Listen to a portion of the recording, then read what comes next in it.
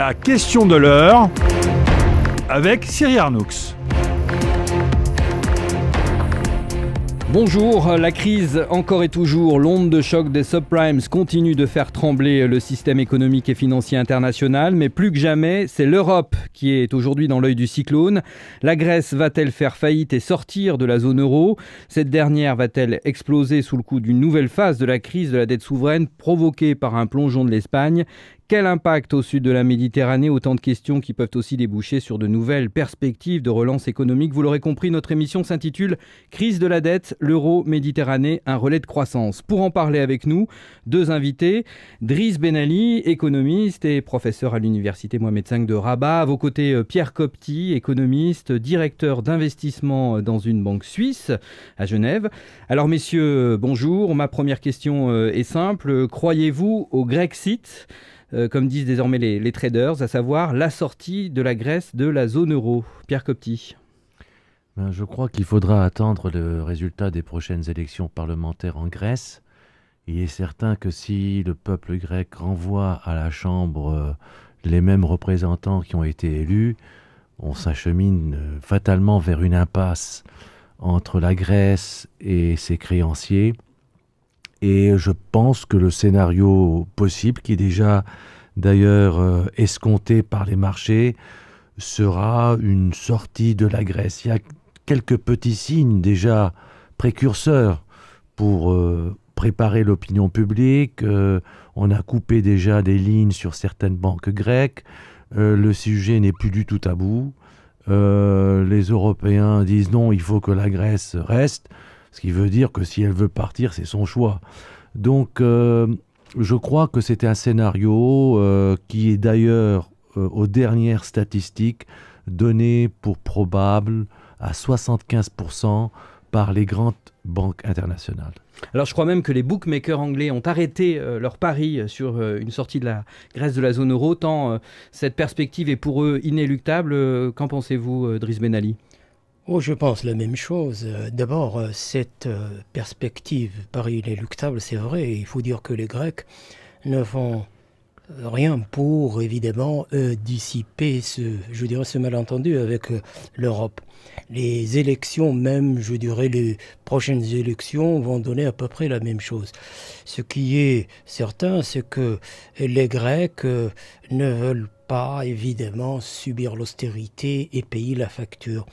Apparemment, le gouvernement d'avant qui a fait la cigale a laissé une facture assez salée à ce peuple et aujourd'hui, il est difficile pour les Grecs de soutenir ça. Alors ceci dit, même si c'est cette éventualité possible, je crois que l'Europe craint énormément cette éventualité. D'abord l'interdépendance, de par même, les créances de la Grèce, ce qui va laisser une sacrée facture, une ardoise énorme pour les banques de ces pays, ce qui va aussi être un constat d'échec pour l'Union européenne. Des dizaines d'années, voire depuis pratiquement le traité de Rome jusqu'à présent, l'Europe allait de construction en construction. On a le sentiment que cet édifice est établi une fois pour toutes. Il va être sérieusement ébranlé si jamais la Grèce part. Il y a quand même un coût psychologique énorme à côté du coût économique. Alors le coût économique justement, c'est jusqu'à présent deux plans de sauvetage donc de l'Union européenne, une restructuration de la dette privée grecque et puis un avenir, donc vous le disiez, plus que jamais incertain, avenir qui fait aussi figure d'épée de Damoclès pour tout le système financier européen, mais pas seulement. On écoute à ce propos Philippe de Sertine, directeur de l'Institut de haute finance à Paris. Il faut rappeler que la Grèce a un poids supérieur à celui de la banque Lehman Brothers.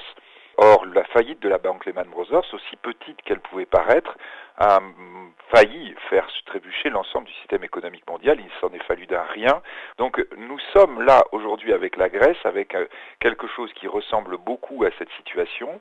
Les imbrications du système financier international sont très nombreuses et souvent difficiles à représenter. On sait par exemple qu'il y a autour de la dette grecque des produits financiers extrêmement toxiques. On sait qu'ils existent en grand nombre, mais on ne sait pas exactement leur montant et les conséquences que cela pourrait avoir sur les banques, en particulier européennes. Donc actuellement, Ce que l'on sait, c'est qu'une défaillance de la Grèce aurait des conséquences très lourdes en elle-même, qu'il y aurait un effet domino possible, probablement au moins aussi fort que celui de Lehman Brothers. Ce que l'on ne sait pas, c'est quelles seraient ensuite les conséquences par rapport au risque d'enchaînement négatif qui pourrait se produire d'une défaillance de la Grèce. Alors messieurs, êtes-vous d'accord avec cette analyse? Un mot aussi peut-être sur le risque de contagion, Pierre Copty? Je suis un homme du marché, donc les analyses, pour parodier un analyste à qui on demandait comment prenez-vous vos décisions d'investissement, il leur a dit nos décisions d'investissement se basent sur le court, le moyen et le long terme.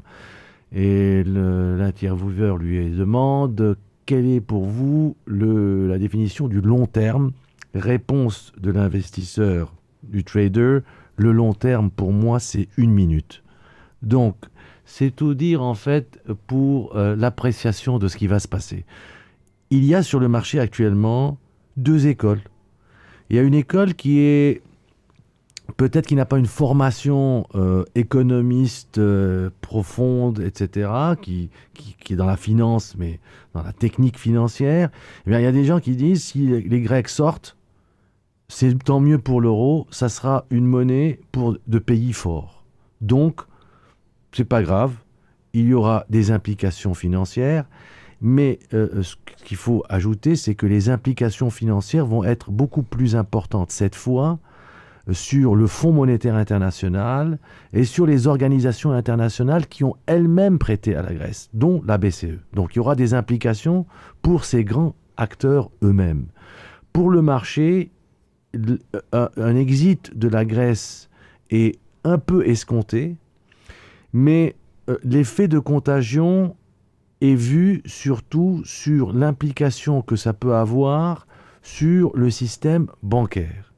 À ce niveau-là, on sait grosso quelles sont les expositions des banques sur la Grèce, sur les sociétés grecques.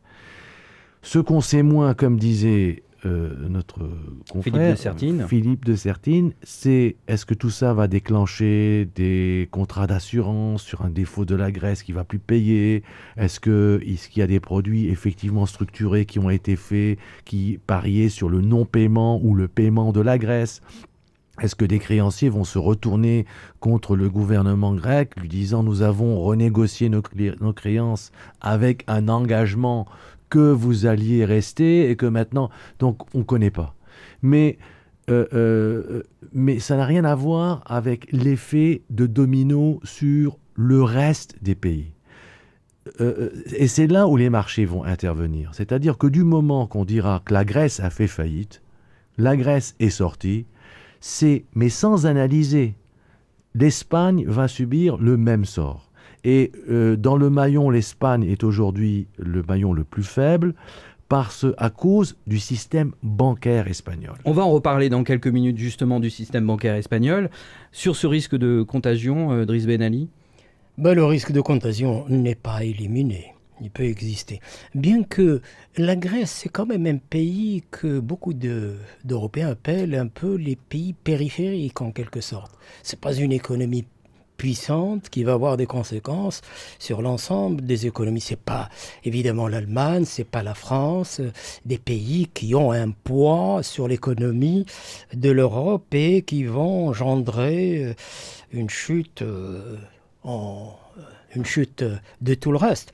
Non, la Grèce reste un pays périphérique. Son PIB, si on le ramène à celui de l'Allemagne ou de la France, c'est même pas 10%. C'est donc, de ce côté-là, il n'y a pas une très grande crainte. Alors l'effet domino, là où il peut jouer, c'est chez les petits pays. Or, certains petits pays qui étaient touchés par la crise commencent à se redresser. Je parle de l'Irlande et du Portugal. Alors, l'Irlande s'est relativement redressée. Le Portugal est en voie de l'être. Alors, je laisse de côté l'Espagne, parce que l'Espagne, c'est aussi quand même un pays d'une certaine dimension, qui est certes très fragile et qui peut en subir les conséquences. Mais il n'y aura pas jusqu'à connaître la situation de la Grèce quand on voit l'économie. Alors, je ne parle pas de l'Italie, parce que l'Italie, c'est l'essentiel de sa dette est d'ordre interne. Et il y a moins de risques de ce côté-là. C'est-à-dire que l'Italie, même si la gestion est quelque peu difficile, n'empêche que l'Italie est relativement, je dis bien, à l'aise de par même la structure de sa dette. Alors tout ça me fait dire qu'il ne faut pas tout de suite se presser pour dire ça y est, l'effet de contagion, de domino, c'est la chute, etc. Et le long terme, tout le monde va en subir. Je dirais, vous avez donné la réponse du financier, je donnerai la réponse de l'économiste sur le long terme. Le grand Keynes, l'économiste le plus célèbre du XXe siècle, quand on lui a demandé qu'est-ce qui va se passer dans le long terme, il a répondu dans le long terme, nous serons tous morts.